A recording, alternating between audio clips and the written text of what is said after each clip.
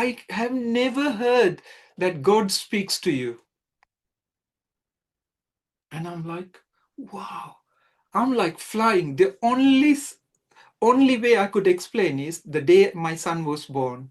It's like I'm on kind of high. I'm floating. And I'm floating. I'm so joyful, at the same time, so confused. The following day at 2:30 in the broad daylight, I heard a voice saying, "Your name is written in the book of life." I ran upstairs, took my phone and rang my wife and said, "Please book an appointment with the doctor, the lady next door." And she asked me why. "I'm hearing voices. Why did you send me here?" I was having a go at her. She said, "What did you hear?" I said, "My name is written in the book of life." And this lady who prayed for me for 17 years start crying, weeping with joy, saying, "Roy, you have just met God." I can't understand. So I came home and apparently I was glowing because my countenance had changed. As I told you, I was a terrible sinner. And my son is looking at me. My wife is looking at me as if I'm like somebody alien. And my wife asked me, "What happened to you, Roy?" I said, I don't know what it is, but I'm allergic to sin.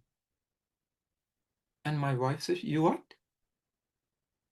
I said, "Somebody took my heart out, put it in the bin, washed it in the dishwasher, washed it, and put it inside me. I can't sin no more. All the books, adult books, all the alcohol, all the medicine, all this anti medicine to keep me quiet, everything went in. Television, first day, television in the bin.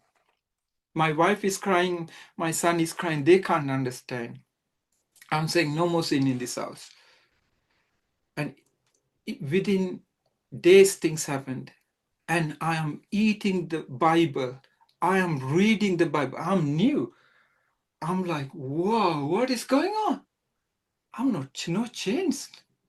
And my wife I said, "Go and have a haircut." So I had a haircut. And that following Sunday, after 7 days, I went to church, a Methodist, Baptist church we used to go. And there was a lady in the church. At the end, the lady came and said, "Hey, you, pray for me." And my mouth was not there at that time. My character wasn't there. I was still a donkey because of the hurt. And she said, "You pray for me." I said, "Are you crazy?" And my wife said, "Don't talk like that." I didn't tell her, but I told my wife, this lady is crazy, you know. I've never ever prayed for somebody. My wife said, "Come, I'll teach you now. You have received the Holy Spirit." I have no clue what Holy Spirit is. So I go where the pastor get dressed up, and I don't know what, I can't remember whether I said anything. I just walked in. She goes, "What?" And she's like a helicopter blade going. And I'm like, she's having a fit. Call the ambulance, call the doctor. Dr. Norris, wonderful, my neighbor. Dr. Norris and Margaret, they were the only two people who were born again in that church. And I couldn't find him. I called the pastor. The pastor came. He was hiding behind the door. "What have you done?" I said, "I haven't done anything." So I went to my wife and I said, "We should call the ambulance." And she said, "No, it's nothing to do with ambulance. You command." I said, "Command what?" I said, "What is this?" He said, "That's a demon." I said, "Run." And she said, "No, we don't run. You command the demons to come out." I don't know what I said. She fell down. She got up, and I was like, wow, what was this? And this is the shock.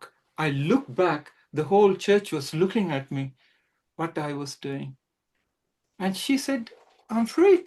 She walked out. But the persecution started from that day.